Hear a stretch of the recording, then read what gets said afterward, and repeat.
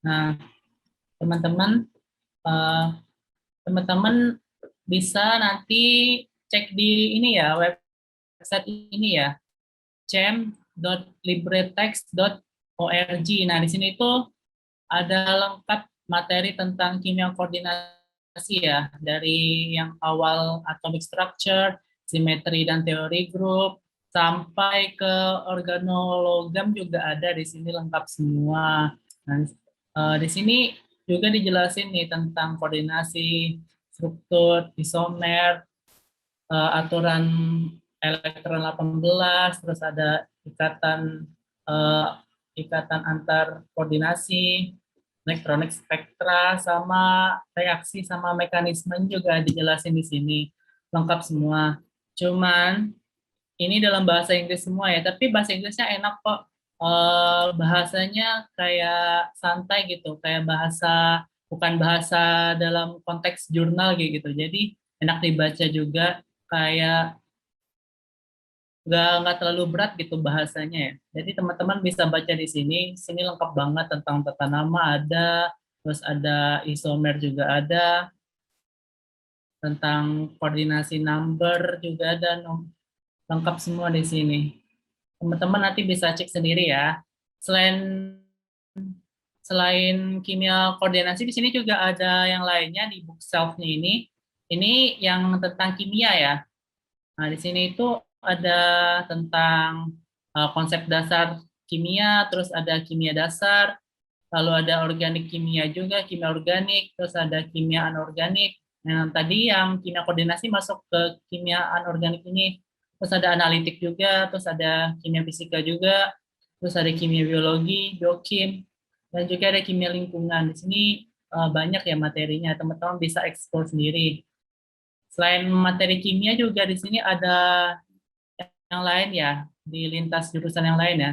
Bisa kita buka di sini yang di library sini ya. Itu ada kayak biologi, bisnis, chemistry, engineering, bahasa Spanyol. Nah, di sini teman-teman bisa belajar di sini sih. Enak belajarnya. Mas juga belajar di sini sih.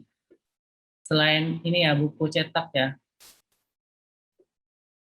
Nah, kita bahas ini ya, soal-soal tahun lalu ya. Dari panitianya, Mas dikasih soal yang Pak Alwar ya. Pak Alwar sama Pak Mikdam. Nah, ini soal-soalnya yang di tahun 2019, 2020, terus ada yang soal dari Pak Mikdam 2019, 2020, sampai juga yang ini, soal dari Pak Alwar 2018, 2019. Katanya kalau dari panitia, soal dari Bu Ika nggak ketemu ya, nggak ada ya. Jadi kita coba bahas yang soal Pak Alwar ya. Materinya juga mirip-mirip. Ini kita coba bahas yang soal tahun 2019-2020 ya. Ini terangkan mekanisme reaksi substitusi dengan struktur geometri pada reaksi hidrolisis pentaamin klorokobalt 3 dengan molekul air dengan cara asosiasi dan disosiasi. Nah, perbedaan asosiasi sama disosiasi itu, yang pertama asosiasi itu jadi molekul yang ingin masuk ke dalam sistem koordinasinya itu dia akan membentuk transisi penta ya. Jadi dia membentuk transisi penta. Sedangkan disosiasi dia akan melepas dulu, keluar dulu baru masuk kayak gitu. Kalau asosiasi dia eh, masuk dulu baru keluar, kalau yang disosiasi dia keluar dulu baru masuk. Nah, ini Mas coba ilustrasikan ya yang reaksi asosiasi dan disosiasi dari pentaamin kloro kobalt 3. Nah, pertama kalau yang asosiasi itu, pertama itu gugus H2O-nya itu akan nyerang si uh, Cl-nya. Nah, kenapa dia nyerang Cl? Kita lihat di uh, kekuatan ligan ya. Kita buka materi yang di bonding. crystal field. Nah, di sini kita bisa lihat nih, ini spectrochemical series dari beberapa ligan ya. Nah, yang dari sebelah kiri ini, dia merupakan ligan yang lemah, yang bidangnya lemah, ligan lemah, yang paling sebelah kanan ini, CO ini, merupakan ligan kuat ya, ligan dengan bidang yang kuat. Nah, mulai yang kuatnya itu dari SCN sampai ke CO. Nah, kalau lemahnya itu dari H2O sampai ke I. Jadi harus kita pahami dulu ada ligan lemah. Ligan lemah itu dari H2O, OH-, F-, Cl-, I-. Nah, sedangkan yang ligan kuat itu dari SCN, NH3, etilen diamin, terus ada NO2, ada Cn- sama CO. Nah, ini teman-teman harus pahami dulu. Ada ligan kuat sama ligan lemah. Nanti dari sini teman-teman juga bisa menjelaskan tentang teori orbital molekul, karena nanti pengaruh juga dari ini ya spektrochemical dari beberapa ligan ini ya. Nanti berpengaruh pada pembentukan orbital molekulnya. Nah, kita balik lagi ke reaksinya. Nah, di sini berarti nanti karena Cl ini kan ligan lemah ya dibanding H2O tadi, kalau dari deret spektrochemicalnya. Nah, jadi nanti dia akan ini ya menyerang dari sisi Cl-nya ini. Kenapa nggak NH3? NH3 kan ligan kuat, jadi nanti dia susah untuk dilepas sama atom logam, logam CO-nya sini. Nah, nanti untuk reaksi asosiasi dia akan membentuk ini segi 5 ya, pentasiklo kayak gini. Nanti dia masuk ke dalam struktur koordinasi dari ini pentaamin kloro kobalt 3 ini. Nah, ini struktur intermediate ya. Yang ini struktur intermediate. Ini struktur intermediate. Nah, ini struktur intermediate. Jadi ini enggak stabil. Nah, maka dari itu nanti karena OH2 ini ligan yang lebih kuat dibanding Cl, maka nanti Cl akan lepas. Nah, nanti OH2-nya bisa masuk. Nah, ini disebut reaksi mekanisme asosiasi. Cl-nya bisa lepas. Nah, sedangkan untuk proses disosiasi, dia NH3-nya ada Cl-nya ini, maaf ya ini Cl ya. Cl-nya ini akan lepas duluan, membentuk segitiga kayak gini, segitiga piramidal. Nah, dari sini baru nanti OH2-nya, H2O-nya ini akan masuk ke sistem koordinasi dari dari penta amino kloro kobalt 3 untuk membentuk dari struktur oktahedral dari penta amin aquo kobalt 3. Jadi bedanya cuma di ini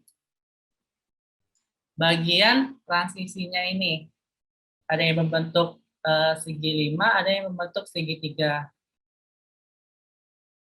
Kalau interchange, untuk yang mekanisme interchange itu mekanismenya nanti dia simultan ya. Nanti yang CL-nya yang OH2-nya masuk, yang CL-nya langsung keluar kayak gitu. Nanti kayak garis putus-putus gitu. Dia tetap bentuk koordinasi 4, tapi nanti dia kayak membentuk garis putus-putus gitu, bahwa menandakan itu reaksinya simultan. Di sini Mas nggak ada ini ya, buat ininya ya, ilustrasinya ya. Mas maaf ya, nggak benar nggak sempat ya buat ininya ilustrasinya ya. Itu untuk ngejawab soal nomor 1.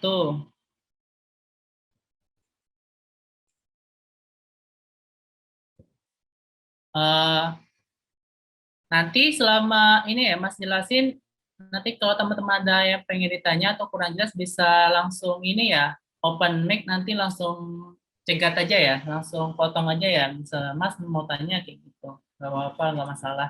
Sambil diskusi aja. Nah, lanjut yang kedua ya. Nah, di sini untuk senyawa kompleks berikut tentukan ada tata namanya ya. Berarti sebutkan namanya, tentukan bilangan oksidasi ion logamnya, tentukan unsur yang menyumbang elektron, gambarkan struktur geometri dan menentukan valensi primer dan sekunder. Nah, di sini kalau materi ini teman-teman juga bisa mencek tadi di website tadi ya tentang tata nama, terus penentuan bilangan koordinasi, terus penentuan ini sifat dari koordinasinya di sini ya, di structure dan isomer. Ini ada koordinasi number and structure, terus ada nomenklaturnya juga. Di sini lengkap ya pembahasannya ya. Di sini juga teman-teman bisa latihan soal juga. Di sini ada latihan soalnya. Kalau misalnya teman-teman pengen latihan soal gitu tentang tata nama atau tentang penentuan bilangan koordinasi, kita coba jawab yang nomor 2 tadi ya. Nah, di sini teman-teman bisa lihat yang pertama itu kan dari CO etilen diamin 2 kali NO2 Cl eh, plus plus 1 ya. Nah, namanya itu berarti kita urutin dulu eh, dari sesuai alfabet ya, ligan yang sesuai alfabet. Ada etilen diamin, ada nitro sama kloro. Nah, kalau misalnya kita ikut aturan bahasa Indonesia ya, berarti E dulu, baru K, baru N ya. Berarti nanti penulisan namanya bis, etilena, diamin, kloro, K, nitro, kobalt 3. Kalau misalnya teman-teman ngikut yang untuk penamaan bahasa Inggris, berarti nanti uh, kloro dulu. Eh, kloro dulu baru etilen diambilnya. Kan C dulu ya sebelum E ya. Berarti nanti kloro pakai C, kloro, bis, etilen etilen diamin, nitro, kobalt 3 kayak gitu. Jadi tergantung ikut ini ya bahasa Indonesia atau yang bahasa Inggris. Ini Mas nulisnya dalam bahasa Indonesia ya.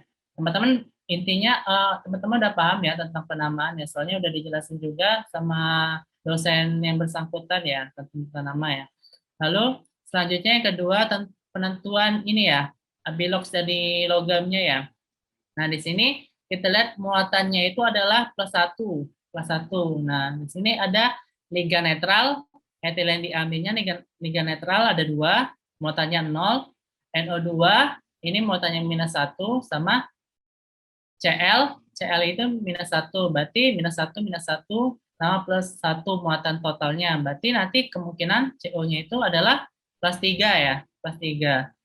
Plus 3 dikurang minus 1 dikurang minus 1 kan sama dengan plus 1 gitu. Jadi benar mengikuti muatan totalnya ya. Lalu yang ketiga itu ditanya unsur yang menyumbang elektron. Nah, yang menyumbang elektron pasti yang ligan ya. Nah, berarti ada berapa ligan di sini? Ada 3 ya, etilen diamin, ini ada 2, NO2 sama Cl ya. Nah, di sini atom mana aja yang bertindak, berarti kalau etilen diamin, teman-teman harus tahu struktur etilen diamin itu dia merupakan ligan bidentat ya. Ligan bidentat yaitu ligan yang memiliki 2 gigi. Jadi dia berikatan dengan 2 atom yang ada padanya. Nah, di sini teman-teman bisa lihat ada NH, ada CH2, CH2 sama NH. Nah, ini disebut dengan etilen diamin. Itu ada 4 atom ya yang berikatan pada obat ya. 4 atom nitrogen pada etilen diamin. Lalu ada 1 atom N pada NO2 ya, nitro tadi. Ada 1 N. Lalu ada Cl pada Cl. Nah, ini struktur dari ini adalah struktur dari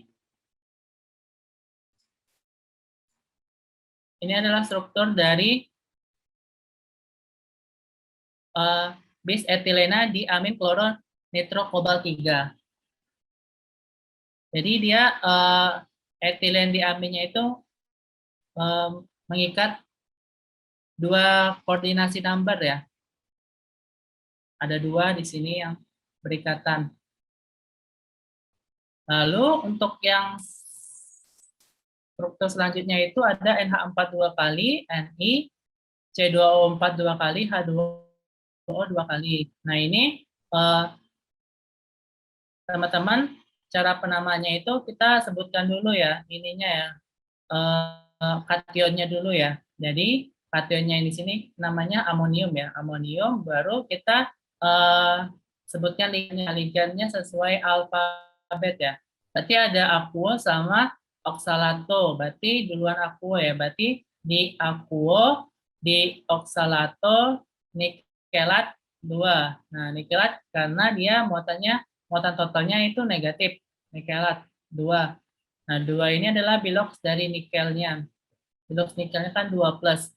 Ini 0, H2O ini ligan netral, muatannya 0, C2O4 ini oksalat, muatannya min 2, karena 2 berarti ya min 4. Nah, min 4 di luar ini ada NH4 dua kali, NH4 ini muatannya plus 1, berarti kali 2 berarti plus 2, berarti distabilkan oleh amoniumnya ada 2 plus ya, muatannya 2 plus. Berarti di sini kemungkinan 2 negatif ya, muatan dari koordinasi ini, koordinasi dari nikelnya.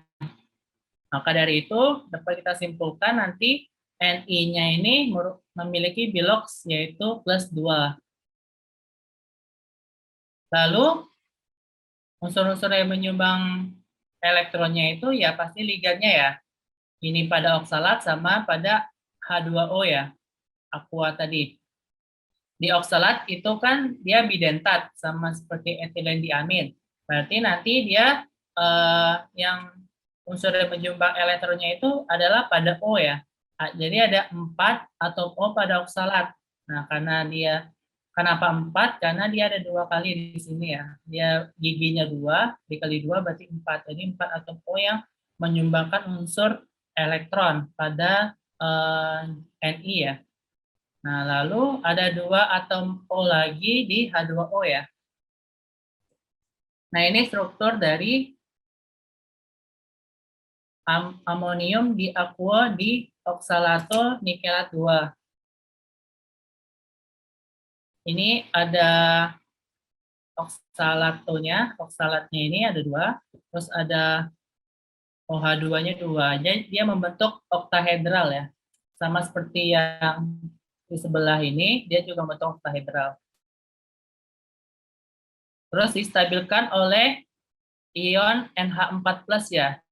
Nah, dibuat garis putus-putus ya. Dibuat garis putus-putus. Nah, ini yang disebut dengan valensi primer. Jadi yang menstabilkan sistem koordinasi di dalamnya ini. Kan kalau tanpa NH4 plus 2 kali ini, dia nanti kan muatannya jadi 2 minus. Nah, nanti distabilkan oleh valensi primernya ini. Nah, sedangkan yang di dalamnya ini, dalam sistem koordinasi ini, yang antara Ni sama OH2, Ni sama oksalat, dan Ni sama OH2 yang lain, nah itu disebut dengan valensi sekunder. Juga di sini juga sama. Di sini cuma ada valensi sekunder, tidak ada valensi primer ya. Karena dia nggak ada yang menstabilkan, dia dalam muatan ion ya, muatan ion plus 1. Baik, selanjutnya ya, kita mau lihat soal selanjutnya, yaitu lalu ada ini ya. Selanjutnya ini ya, untuk reaksi nomor 3, untuk reaksi senyawa kompleks FeCN64- ditambah iridium Cl62- kesetimbangan FeCN6 3 kali ditambah iridium Cl6 3 ya. Tentukan perbedaan reaksi outer dan inner sphere. Terus buat mekanisme reaksi outer sphere-nya. Nah, di sini teman-teman juga bisa cek juga ya di di website ini ya. Di sini juga ada materi tentang redox ya, tentang outer sphere, mekanisme outer sphere elektron transfer sama yang innernya ya, inner sphere elektron transfer. Nah, apa yang ngebedainnya? Dari definisinya aja pasti beda ya teman-teman. Nah, ini Mas sudah rangkum apa bedanya antara inner sphere transfer elektron sama outer sphere transfer elektron. Nah, di sini teman-teman bisa lihat bahwa inner sphere transfer elektron adalah transfer elektron yang terjadi melalui berbagi ligan ya oleh dua logam yang mengalami reaksi oksidasi reduksi. Jadi nanti ligannya itu berbagi. Jadi syaratnya itu ligannya itu harus punya dua pasang elektron menyendiri untuk yang disumbangkan ke ion logam yang kedua. Jadi ligannya itu harus punya dua pasang atom yang memiliki sepasang elektron menyendiri gitu. Nah, contoh ligannya itu ada ligan karboksilat, contohnya gugus karboksilat, atau oksalat bisa, terus atau azida, ada tiosianat, ada pirazina. Nah, ini merupakan contoh dari ligan inner sphere transfer elektron. Lalu untuk yang outer sphere transfer elektron itu gimana? Nah, itu mekanismenya itu mekanisme transfer elektron ketika ada dua logam itu bereaksi tanpa berinteraksi satu sama lain. Jadi nggak ada kontak fisik. Kalau yang ini kan ada kontak fisik ya. Kontak fisik dari penyambungnya itu kan ligan. Nah, di sini penyambungnya itu kan ligan. Jadi ada ligan yang memiliki dua pasang elektron menyendiri atau disebut ini ya, bidentat tadi ya, punya dua gigi ya. Nah, dua logam yang mengalami oksidasi reduksi. Sedangkan di sini dia nggak punya interaksi sama sekali. Bahkan dia tuh kedua logam itu nggak masuk ke dalam sistem koordinasi satu sama lain. Jadi benar-benar terpisah gitu. Nah, bagaimana cara transfer elektronnya ini? Ya, nanti ya ada dua mekanisme yang ditawarkan oleh mekanisme ini outer sphere ya. Ini ada yang pertama itu ada barrier reaction, yaitu melalui bantuan solvent atau H2O. Terus yang kedua itu ada Marcus inverted reagent ya. Nah, ini itu reagent atau spesies yang punya nukleofil ya. Jadi ketika screen-nya nggak kelihatan. Maaf, screen-nya kepotong. Nggak kelihatan ya? Maaf. Iya, kepotong. Maaf ya, Mas. Kepotong. Atasnya dong kelihatan. Yang putih-putihnya nggak kelihatan. Oh. Oh alah.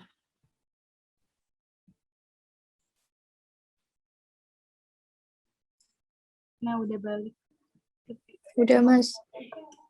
Ini gimana tampilannya? Wallpaper, Mas. Oh, wallpaper ya. Kalau ini? Ya, ini baru kelihatan. Oh alah, maaf ya. Terima kasih, Mas. Makasih ya udah ngingetin ya. Makanya ini masih berantakan ya. Mas juga bingung ya mau gimana ya nyampainya ya. Soalnya Mas benar kayak belum siap gitu loh. Bener hari ini tuh sibuk banget. Ini Mas coba sebisa Mas aja ya nyampainya ya. Jadi Mas ulangi aja ya.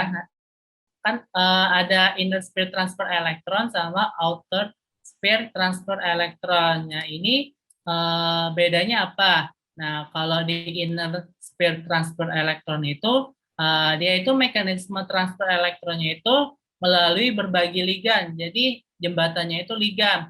Nah, syarat ligannya itu harus memiliki dua pasang elektron menyendiri yang bisa disumbuhkan ke ion logam yang keduanya. Jadi harus punya dua pasang elektron.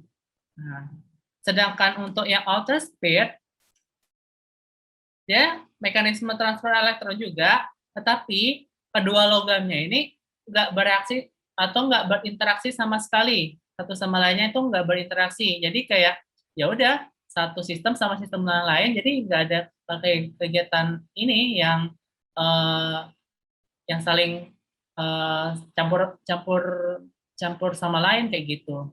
Dan dia juga nggak masuk ke dalam sistem koordinasi satu sama lain.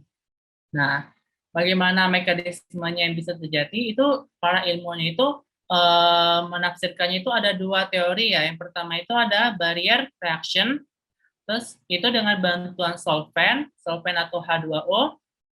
Lalu yang kedua itu ada Marcus inverted region. Nah, ini dikembangkan oleh ilmuwan Rudy Marcus. Nah, ini dia melihat fenomena bahwa pada ini ya, pada molekul yang memiliki gugus nukleofil, dia itu akan lebih cepat ya bereaksi dalam transfer elektron ya, dan dia merupakan ini ya peraih Nobel ya, peraih Nobel dalam ilmu kimia ya, dalam ilmu kimia yang mengembangkan mekanisme dari outer sphere transfer elektron ini. Nah, secara ringkasnya, Mas udah buat simulasinya, maaf ya, agak jelek ya gambarnya. Nah, ini dari yang reaksi yang di soal tadi ya, ini kan ada Fe-nya itu Fe2 plus ya, dia muatannya 2 plus di sini. Nah, di dalam sistem reaksi ini, kemungkinan ada solvent ya, ada solvent atau H2O. Entah itu solventnya itu solvent yang organik atau solvent yang non-organik ya. Nah, di sini Mas contohkan ilustrasinya dalam solvent H2O ya. Nah, di sini ada molekul-molekul H2O yang berinteraksi bebas ya. Jadi dia acak ya gerakannya ya. Ada yang menghadap ke sebelah sana, ada yang menghadap ke sebelah sana, ada yang menghadap ke atas. Nah, ini yang untuk menjelaskan barrier reaction yang dengan bantuan solvent ya. Nah, ini ada O2 yang kayak barrier ya, sebagai pembatas di sini. Dan gerakan molekulnya itu dia acak ya. Nah, ketika terjadi mekanisme autosphere transfer elektron, jadi perpindahan antara elektronnya di sini, Fe2 plus ke iridium 4 plus, nah nanti ada yang berubah dari barrier reaction-nya ini.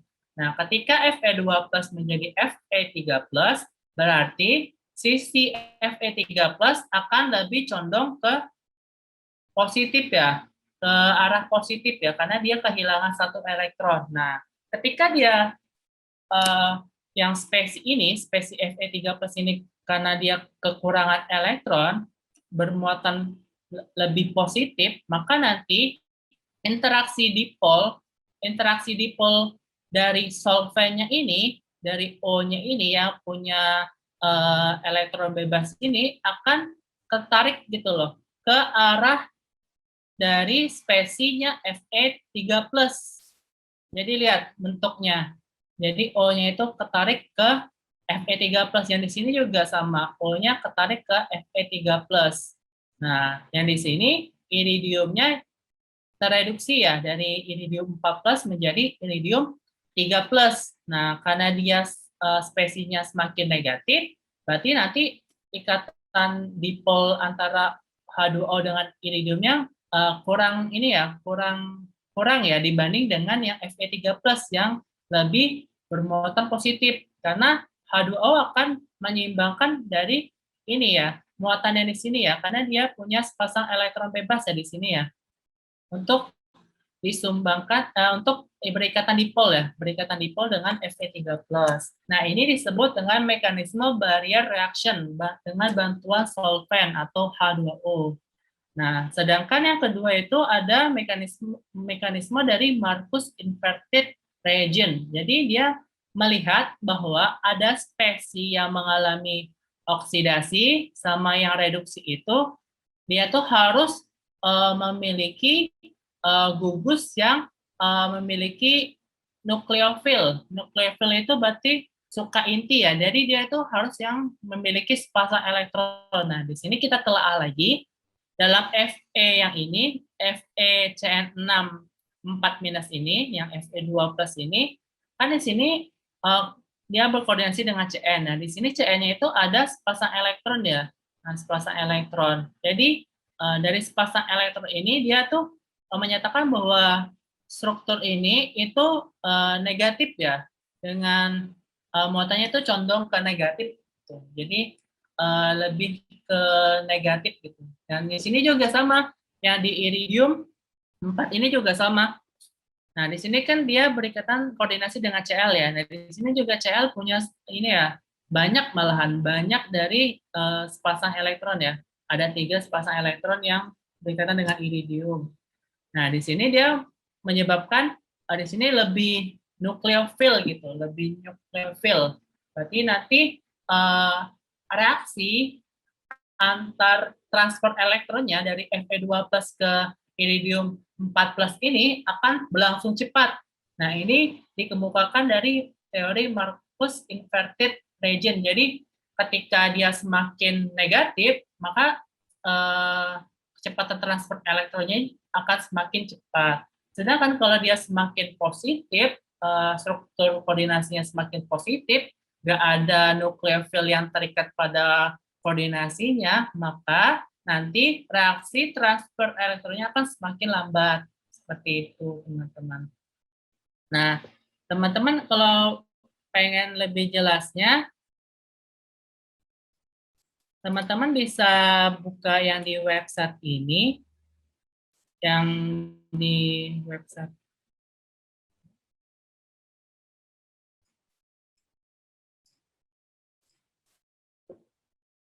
Nah, di website ini tentang outer sphere ya.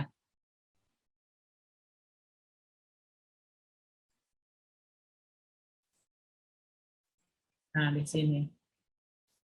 Nah, ini dia ilustrasinya ya. Jadi dia langsung gitu, tanpa perantara ya. Nah, ini yang tadi, yang mekanisme yang solvent barrier ya, yang barrier reaction. Jadi, yang awalnya Fe3+, jadi Fe2+, jadi Fe3+, dia kekurangan elektron. Sama dengan mekanisme yang Mas rangkum tadi, sama. Nah, ini buktinya penemuan dari ini ya, dari Miller ya pada tahun 1984 ya, untuk yang membuktikan bahwa yang teori Marcus tadi itu benar, bahwa semakin banyak nih gugus-gugus nukleofilnya. Nah, gugus nukleofilnya ini kan yang O, di sini ada O yang punya sepasang elektron bebas gitu. Nah, nanti kecepatan reaksinya itu akan semakin cepat gitu. Coba lihat teman-teman, nah, semakin cepat kan? Kecepatan reaksinya semakin cepat dari bawah ke atas. Nah, sedangkan ketika dia nggak punya gugus nukleofil ya, di sini kan dia resonansi benzen gitu kan, jadi dia stabil. Nah, maka nanti dia reaksinya kan akan semakin lambat gitu, semakin lambat reaksi transfer elektronnya.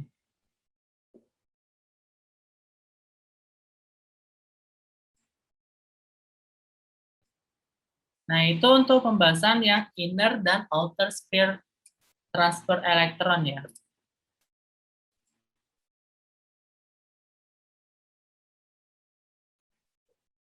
Lalu yang keempat, ini ya, tentang CFST ya, crystal field theory ya. Terangkan perbedaan CFSE untuk senyawa kompleks, heksa, kloro, kromium 3, dan heksa, cyanokromium 3. Kayaknya ini soalnya ini ya, salah ya. Heksa, kloro, kromat 3 seharusnya ya. Soalnya kan di sini kloro minus 3 ya. Di sini kan minus 1, karena ada 6 berarti minus 6. Kita coba buka ya, yang Mas rangkum. Kelihatan nggak ya share screen-nya ya? Kelihatan, Mas. Oh ya, saya lanjutkan ya. Nah, ini yang heksaklorokromat 3 dan heksacyanochromat 3. Kenapa bukan kromium? Nah, kita lihat di sini ya. Di sini itu ada CL-nya CL-nya kan minus minus 1 tuh. Dikali 6 berarti kan minus 6. Nah, di sini kalau misalnya CR-nya plus 3, kan di sini kan Romawi 3, berarti plus 3, berarti seharusnya kan muatan dari CR CL6 ini kan harusnya muatan negatif ya, 3 minus ya. Makanya harus kromat ya. Ketika muatannya negatif, jadi ditambah AT ya, kromat. Sama juga yang heksacyanochromat 3, jadi bukan kromium ya. Kayaknya di soalnya itu agak keliru ya. Baik, kita lanjutkan. Nah, di sini kita harus tahu tentang ini ya, ligan lemah sama ligan kuat tadi ya. Nah, tadi kan Cl itu ligan lemah ya, berarti nanti akan mengarah ke high spin. Jadi high spin. Lalu untuk yang ligan kuat nanti dia akan menyebabkan ini ya, splittingnya yang low spin. Low spin. Nah, sebelum itu kita lihat dulu ya konfigurasi elektron dari kromiumnya ya. Ini kromium yang muatannya 0 ya. Yang kromium muatannya 0. Berarti dia elektrovalensinya itu Ar 3D5 4S1. Nah, sedangkan ketika dia kehilangan 3 elektron berarti kan jadi 3 plus. Berarti nanti dia kehilangan di sini 1, di sini 2. Berarti Ar argon 3D3 4S0. Nah, untuk melihat CFSE itu bisa dilihat dari ini ya, pada orbital 3D-nya ini. Jadi dari logam transisi itu, ciri khasnya itu, dia nanti bisa menyebabkan splitting orbital ya pada orbital D. Nah, di sini bisa kita lihat ada yang sebelah kiri ini, yang heksaklorokromat ini, kan dia mekanismenya high spin. Nah, di sini high spin berarti nanti dari 3 elektron yang keluar ini, elektron valensinya ini akan didistribusikan dulu satu-satu ke orbital atom T2G dan orbital atom EG. Nah, penamaan ini merupakan penamaan ini ya, yang gugus simetri tadi, yang teori grup dan simetri grup tadi. Teman-teman nanti bisa pahami lagi di ini ya, di materi kimia kuantum ya, untuk kenapa penamanya T2G sama EG. Nah, jadi penempatannya itu satu-satu, jadi satu elektron dulu pada orbital ini, satu elektron. Nah, sedangkan di yang ligan kuat low spin, yang di heksacyanochromat 3, itu dia akan cenderung untuk melengkapi dulu ya orbital itu agar sepasang gitu. Jadi ada spin setengah positif, setengah negatif gitu. Jadi harus dibuat berpasangan dulu, baru dia menepati orbital yang lain kayak gitu. Jadi ada dua di sini yang berpasangan sama satu yang tidak berpasangan dari 3 elektron keluar ya dari orbital D. Nah, cara ngitungnya rumus CFSE itu adalah minus 0,4 dari ini ya, total elektron di T2G ditambah dengan 0,6 dari elektron di EG. Nah, yang di EG kan 0, berarti 0,6 kali 0. Nah, yang di T2G ada 3 ya.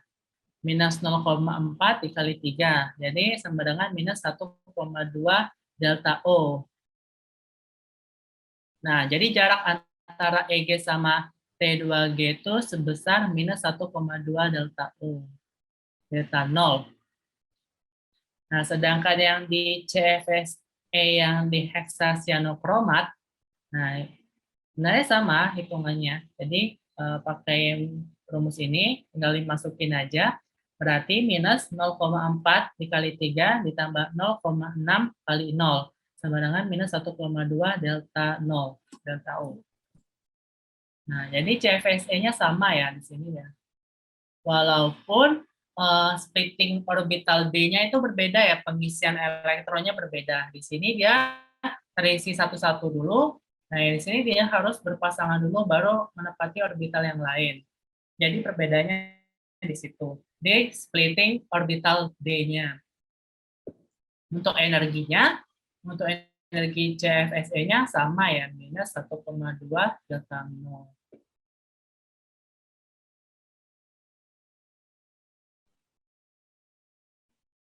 Untuk lebih jelasnya, teman-teman bisa baca materi di yang website ini ya.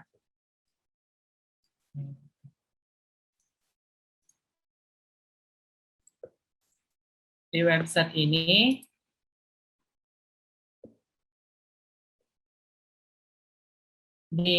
nah ini di bonding ini.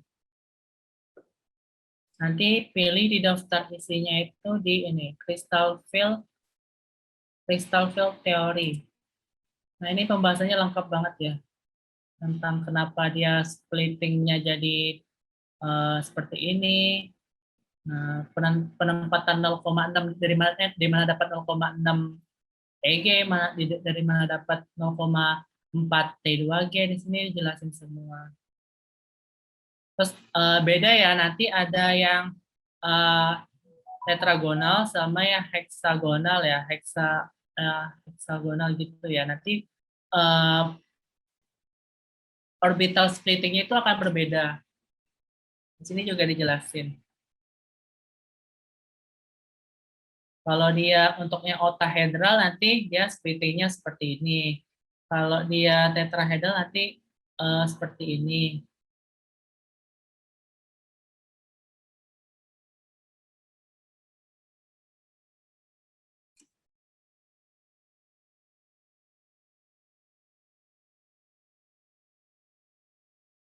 Baik, kita lanjutkan ya ke soal selanjutnya.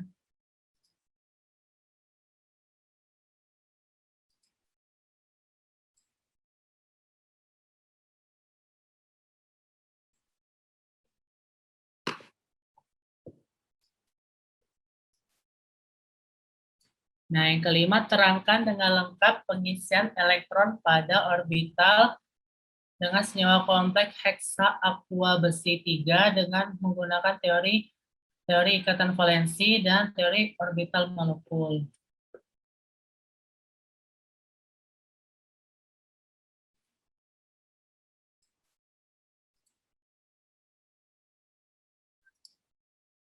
Nah, di website ini juga adalah tentang pembahasan tentang ini ya, valensi bonds teori ikatan valensi. Di sini jelasin juga untuk yang octahedral gimana, yang tetrahedral gimana, itu ada penjelasannya. Yang square planar juga ada. Terus yang ini ya, ligand field theory ini maksudnya ini ya, teori orbital molekul ya. Ini yang teori orbital molekul itu nama lainnya itu ligand field theory, teori orbital molekul. Di sini juga ada pembahasannya.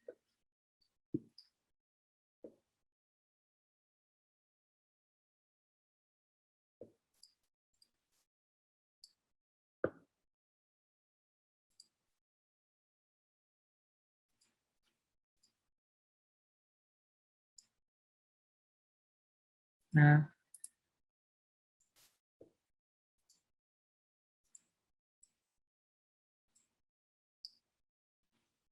ini yang apa? A ya, yang A tentang teori orbital valensi ya, ikatan valensi ya. Nah, di sini ada heksa aqua besi. Fe H2O 6 kali 3 plus. Nah, kita harus tahu konfigurasi dari atomnya ini ya, atom pusatnya ini ya. Nah, untuk yang Fe0 muatan 0, berarti kan Ar 3D6 4S2. Nah, ketika dia kehilangan 3 elektron, Fe3 plus, berarti Ar 3D5 4S0. Nah, harus kita tahu juga bahwa H2O ini merupakan ligan lemah ya, dari yang deret spektrokimia tadi ya, spektrochemical tadi yang dari beberapa ligan. Jadi nanti dia akan menyebabkan high spin. Jadi splittingnya high spin ya. High spin tadi pengisian elektronnya itu kan satu-satu ya, jadi harus diingat ya teman-teman, pengisian elektronnya itu satu-satu. Kalau dia nanti low spin, nanti pengisian elektron itu harus dipasang dulu yang dari bawah ya. Nah, ini yang keadaan Fe ya, Fe3+ ya.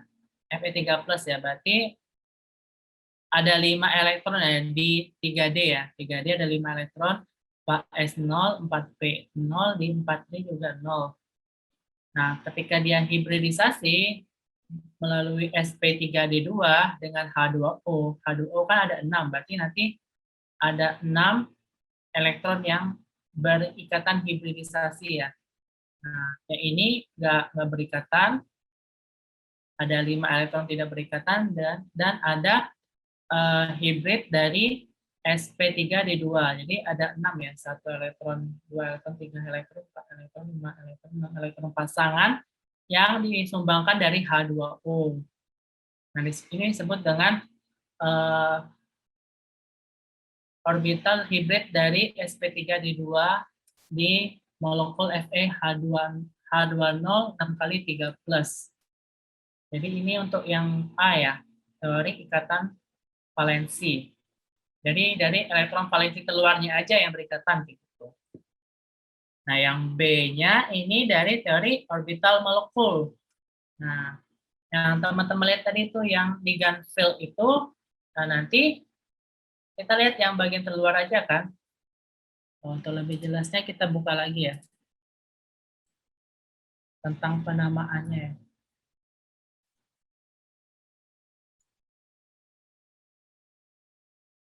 Nah, di sini penamanya itu kalau 4S, nah ligan field teori untuk yang oktahedral ya, oktahedral kompleks pada transisi 4 ya, transisi metal yang periode 4. Nah, ini tata namanya ya. Jadi kalau 4S itu simetri grupnya itu A, point grupnya itu A1G. Terus untuk yang orbital 4px, 4py, 4pz itu T1U. Sedangkan untuk yang 3dxy, 3dxz, sama 3dyz itu disebut dengan T2G. Nah, untuk yang 3dz kuadrat dan 3dz kuadrat min y kuadrat itu disebut EG. Nah, nanti basic ini yang digunakan untuk ini ya, pembentukan orbital molekul.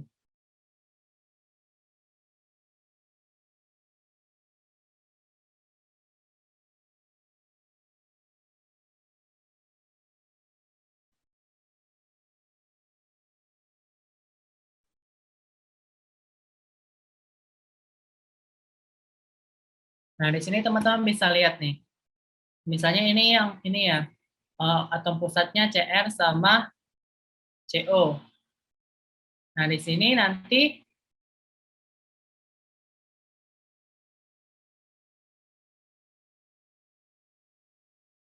Nah, di sini kita lihat, di sini CO-nya itu merupakan ligan kuat ya. Ligan kuat berarti dia akan menyebabkan low spin. Nah, low spin nanti dia harus mengisi elektronnya dari bawah dulu ya. Berarti ketika misalnya mau berikatan nih, A1G, berarti kan ini di sini A1G di dasar paling dasar. Terus anti bondingnya di sini. A2A1G. Nah, nanti dia harus mengisinya di sini dulu. Di sini dulu diisi 1, baru nanti dia akan ngisi di anti bondingnya kayak gitu. Nah, untuk lebih jelasnya kita lihat yang tadi, yang ilustrasi yang Mas buat. Nah, di sini. Nah, di sini ada yang sebelah kiri ini merupakan orbital atom dari Fe3+ ya, yang dari sini tadi. Yang 3D, 4S, 4P. Nah, tadi harus ingat ya, Yang 3D tadi apa aja? Namanya ada EG sama ada T2G ya, di 3D ya. Terus yang 4S itu apa namanya? Tadi A1G ya. Nah, untuk yang 4P itu ada T1U. Nah, ini penamaan dari eh, orbital atom untuk yang teori orbital molekul ya. Nah, di sini yang di orbital sebelah kanan ini merupakan orbital molekul dari H2O. Nah, biasanya itu ada A1G, EG, sama T1U. Nah, di sini karena dia ada 6, berarti ada 6 elektron berpasangan ya.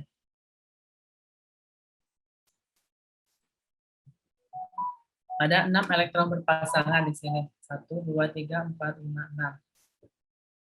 Di sini ada T2G yang anti bondingnya. Nah, cara bacanya seperti ini. Yang pertama misalnya kita mau lihat dia ini ya, A1G. Berarti nanti yang ini kan ke sini. Splitting orbitalnya kan. Dia ngikut dari ini ya. Di sini A1G, di sini A1G, di sini juga harus A1G. Jadi dia berpasangan di sini. A1G. Terus anti bondingnya di sini. Jadi di antara di atas ini ya, di atas dari orbital yang sebelah kiri ini. Nah, yang ini harus di bawah dari ini. Jadi dia harus di atas sama di bawah ya. Kalau dia bonding, dia di bawah. Kalau dia anti bonding, dia harus di atas. Nah, karena dia high spin, berarti nanti pengisian elektronnya itu dari ini ya, satu-satu dulu ya. Satu dulu, baru satu. Nah, di sini kan Ag-nya di sini kan ada satu nih.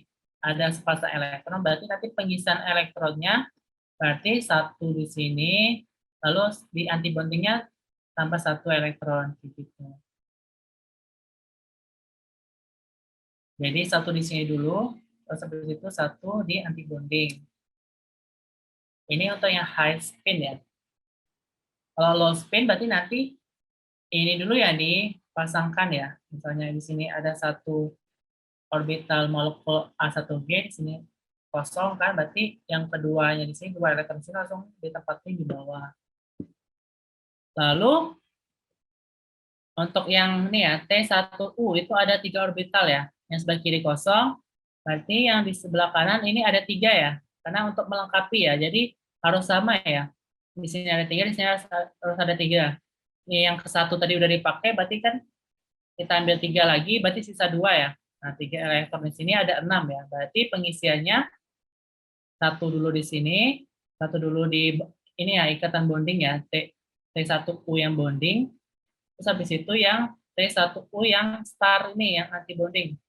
Diisi 1, diisi 1, diisi 1, pas 6. Berarti dari elektronnya di sini itu didistribusikan satu-satu dulu ke yang bonding lalu ke anti bonding.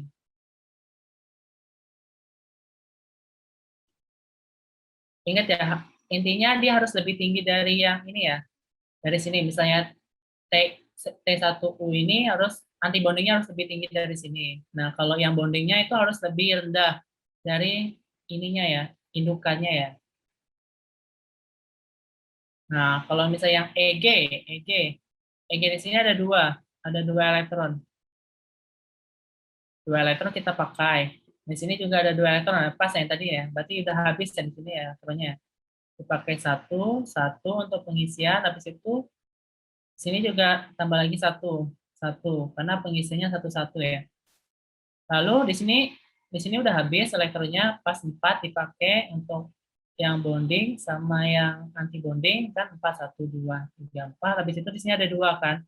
Berarti masuk satu elektron, ada 2 elektron yang masuk.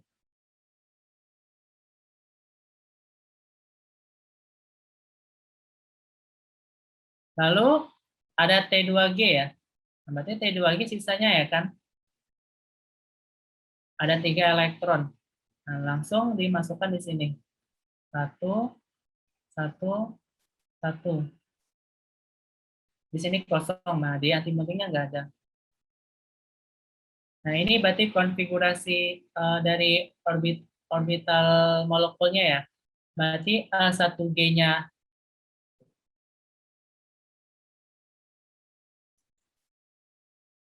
Baik.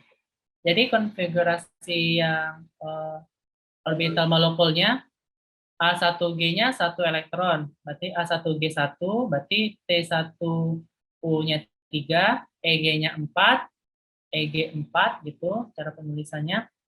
Terus T2G3, EG star 1, A1G1, T1U3, dan T2G star 0. Ini yang orbital molekul dari Fe-H2O 6 kali 3+.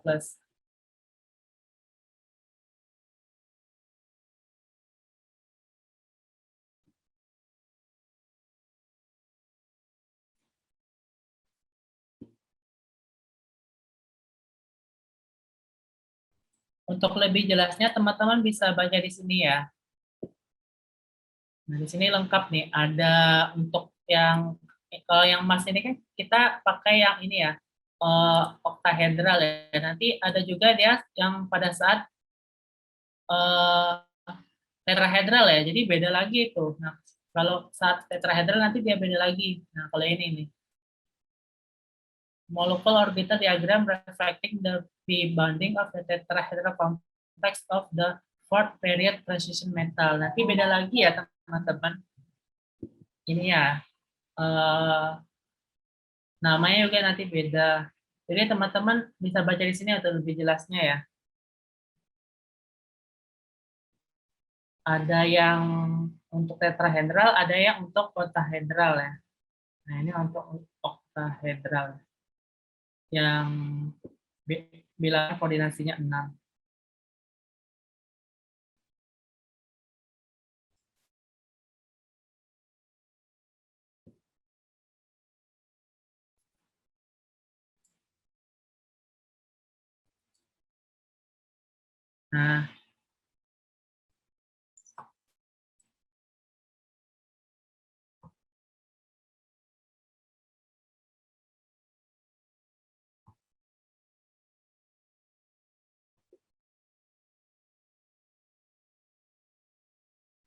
Nah, kalau soal yang ini juga mirip-mirip ya. Palingan yang ini yang beda ya. Tentukan 18, yang nomor 4 ini, tentukan aturan 18 elektron pada senyawa berikut, serta gambarkan strukturnya ya. Dan soal yang ini ya, nomor 6 ya. Gambarkan bentuk isomer senyawa kompleks ion tri-aquo, tri-amin, titanium 2. Yang lainnya mirip-mirip ya. Yang senyawa kompleks tata nama, hibridisasi, terus CFSE, orbital molekul, sama-sama ya. Jadi Mas nggak bahas lagi ya yang soalnya yang mirip-mirip ya. Jadi Mas bahas yang soal nomor 4 sama soal nomor 6 ya. Kalau misal pengen ditanya, nanti tanya aja ya secara pribadi ke Bapak, ke WhatsApp Mas. Nanti tanya ke panitia virus HMK ya. Soalnya untuk minggu-minggu sekarang Mas kayaknya benar lagi jadwalnya padat banget ya. Jadi mohon maaf ya, ini ya penyampaiannya agak kurang ya, materinya agak kurang ya saya sampaikan ya. Yang nomor 4 ya, kita bahas yang nomor 4 ya. Soal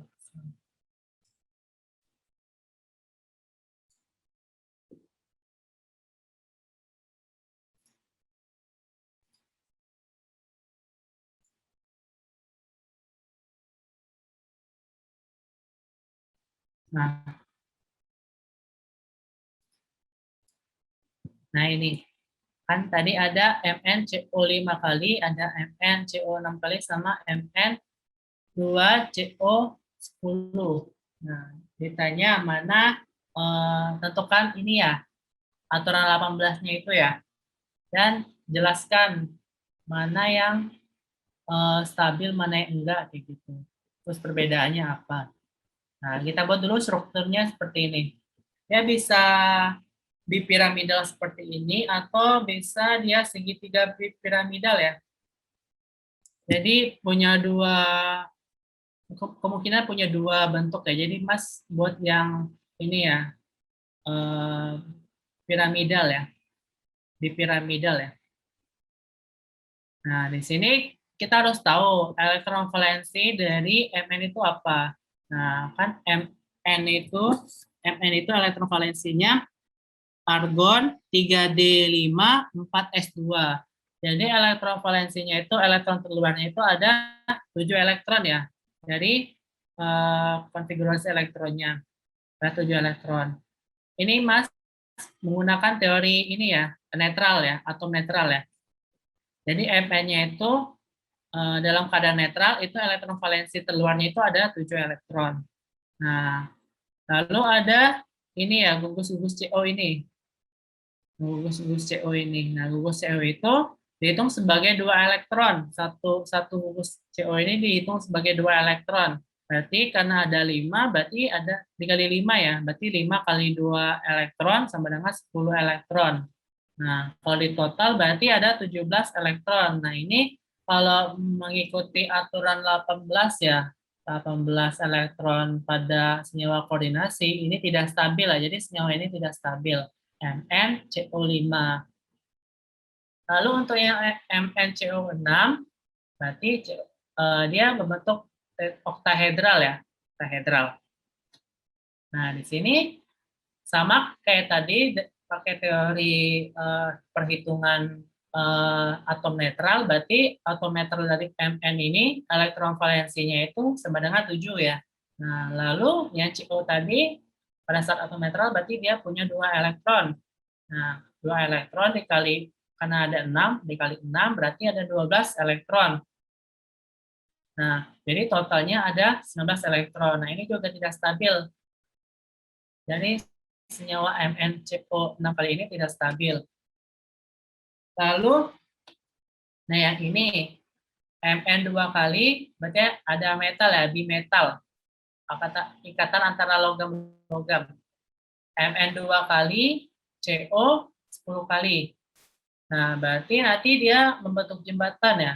Jembatan antara logam satu dengan logam yang lain. Berarti logam Mn ini memberikan ikatan jembatan dengan Mn yang ini. Nah, cara ngitungnya itu nanti dia satu sisi aja yang dihitung. Jangan semua sisinya yang dihitung. Jadi satu sisinya aja yang dihitung. Nah, sama tadi kita pakai teori perhitungan atom netral ya. Berarti elektron valensi Mn pada atom netral yaitu adalah 7 elektron. Lalu CO pada atom netral itu punya 2 elektron, berarti 5 kali 2 itu 10 elektron. Lalu ada ikatan jembatan nih, berarti nanti ada sumbangan dari 1 elektron di yang Mn-nya di sini. Cuma 1 elektron, berarti MN ikatan MN ini ada 1 elektron yang disumbangkan. Berarti totalnya ada 18 elektron. Nah, ini senyawanya stabil. Jadi bentuk stabilan dari struktur ini yang paling diinginkan, yang paling memungkinkan dibanding dengan struktur yang lain. Ini yang lebih stabil dan mungkin terjadi gitu, membentuk jembatan ya antara logam Mn di sini sama logam Mn di sini. Ini untuk yang perhitungan 18 elektron ya, teori 18 elektron. Ada banyak cara ngitungnya, pakai Bilox juga bisa.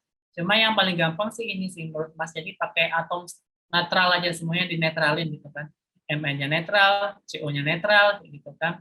Jadi enak kalau ngitungnya.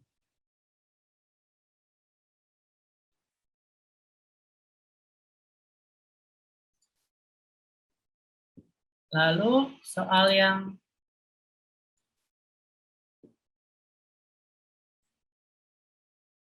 nomor 6 ya, yang beda ya. Gambarkan bentuk isomer senyawa kompleks ion tetra aqua tetra amid titanium 2. Nah, ini isomer ya. Nah, kalau di isomer pada senyawa koordinasi itu ada ini ya, ada cis, ada trans, ada fasial, sama meridian. Nah, bedanya apa? Kita buka website-nya ya.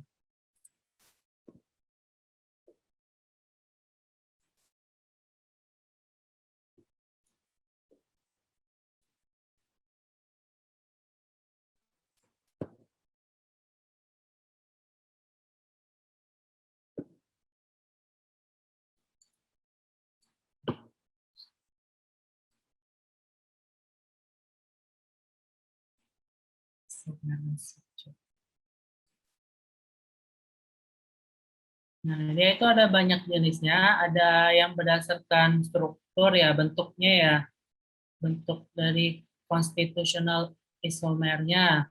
Terus ada ini ya, jenis dari stereoisomernya seperti apa. Terus dari propolar kompleksnya juga bisa membentuk isomer. Konformasi ring juga bisa. Nah, yang paling umum ini ya, ada yang cis, trans, sama facial, meridian. Nah, tadi kalau kita lihat, dia kan kayak formatnya itu kan tiga ligan gitu kan. Jadi metal tiga ligan gitu kan. Nah, dia biasanya lebih condong ke sini, ke facial meridian biasanya. Karena dia punya ini ya, tiga pasang ya. Jadi sepasang tuh punya tiga atom yang sama kayak gitu. Jadi dia lebih condong nanti membentuk isomer facial meridian. Nah, facial itu apa? Facial itu berarti yang tidak memotong bidang. Nah, misalnya contohnya yang nggak memotong bidang ini. Misalnya. Jadi dalam satu bidang gitu. Nah, ini disebut facial ya. Facial isomer. Nah, kalau dia memotong bidang, itu disebut dengan meridian. Nah, ini yang meridian, yang memotong bidang. Dia memotong bidang, jadi kayak trans gitu loh. Versi trans, tapi dia dalam ada tiga atom yang sama kayak gitu. Dia harus terikat pada tiga atom yang sama, dan dia dalam posisi berpotongan gitu loh. Motong tengah CO, intinya memotong CO gitu loh. Dia memotong CO. Nah, ini juga memotong CO. Intinya itu. Jadi yang facial itu yang tidak memotong bidang. Jadi dia nggak langsung nyinggung ke CO-nya, sisi luar. Nah, kalau yang meridian itu dia yang memotong bidang. Dia melewati CO di tengah. Cirinya itu ya, kalau misal ada logam, tiga ligan, nah itu biasanya langsung ciri khas dari isomer phase meridian ini. Phase meridian, facial meridian. Nah, kita kembali ke jawabannya.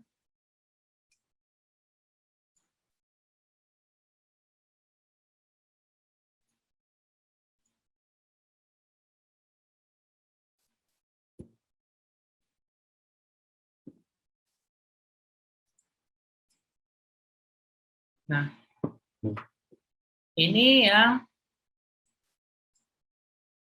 untuk isomer fasialnya ya, dari ion aqua triamin titanium 2. Nah, jadi kalau fasial tadi kan dia nggak memotong bidang ya. Coba kita lihat ya. Ini misal kita tarik ya. Kita draw ya.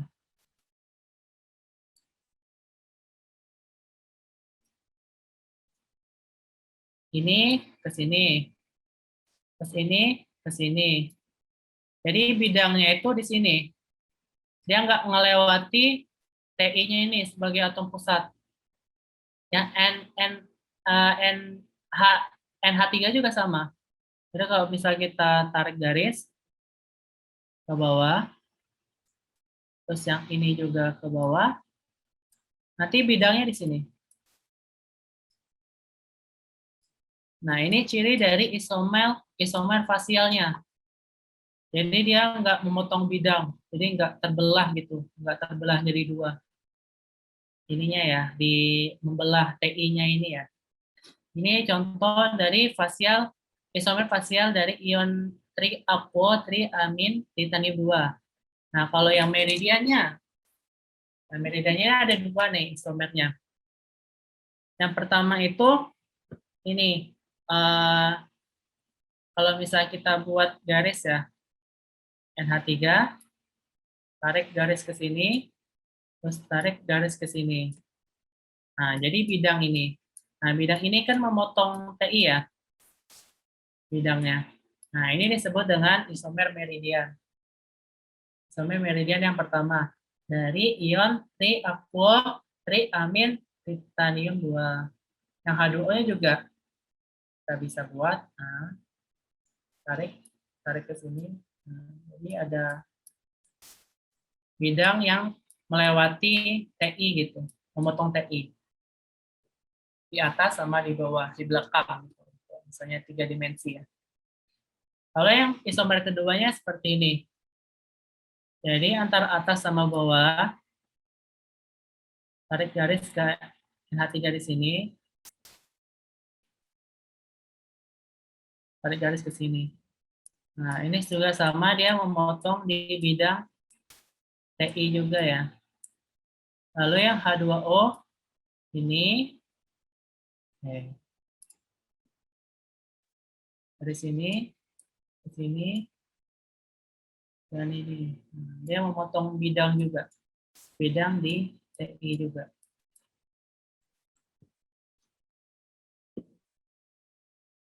Nah, jadi ciri khas ketika ada metal, ligan, 3, ligan, 3.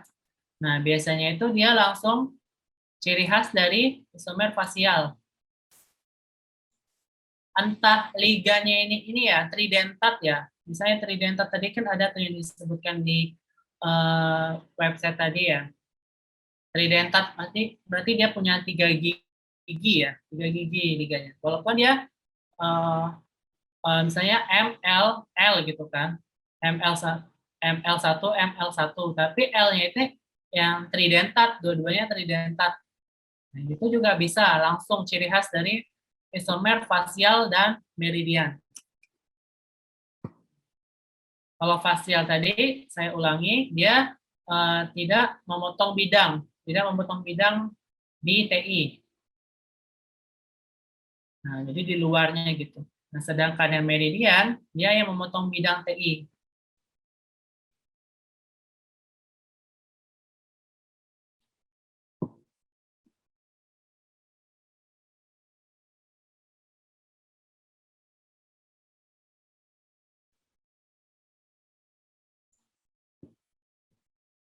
Nah, itu aja teman-teman yang bisa Mas sampaikan ya. Sebenarnya Mas udah ngejawab sebuah soal yang dikirim panitia ya. Ini udah Mas jawab semua, cuman bener-bener Mas gak sempet buat ilustrasinya, bener-bener gak sempet. Yang soal Pak Mikdam juga udah jawab. Yang 1, 2, 3 ini udah Mas jawab, cuman Mas bener gak sempet. Jadi ya seperti inilah penyampaian Mas. Jadi mohon maaf ya teman-teman, kalau misalnya ada yang kurang ini ya, kurang dalam penyampaiannya ya. Nah, itu teman-teman yang bisa Mas sampaikan. Kira-kira kalau ada pertanyaan silakan bertanya. Saya kembalikan ke panitia ya, panitia lagi ya. Untuk website link tadi yang link eh, website tadi akan saya sampaikan di ini ya, di grup chat yang di ini ya, chatnya ya. Baik, Mas Kurnia. Eh, Ya. Oke, teman-teman, apakah ada yang mau bertanya? Yang mau bertanya bisa ditulis di chat box ya, atau secara langsung juga boleh. Gimana? Ada yang mau bertanya uh, kah? atau yang di luar materi juga nggak masalah. Misalnya, ini yang Bu Ika misalnya ngajarin ini, tapi Mas nggak nyampain. Nah, siapa tahu Mas bisa juga nyampain yang sebisa Mas ya, sepemahaman Mas gitu, nggak apa-apa. Saya, pas Bu Ika kemarin penyampaiannya agak kurang gitu. Pengen tanya juga nggak masalah. Atau yang tadi yang Mas sampaikan juga apa tentang materi yang Mas sampaikan juga nggak masalah kalau mau ditanyain. Jadi bebas sih mau tanya. Ini teman-teman, ada yang mau ditanyakan kah?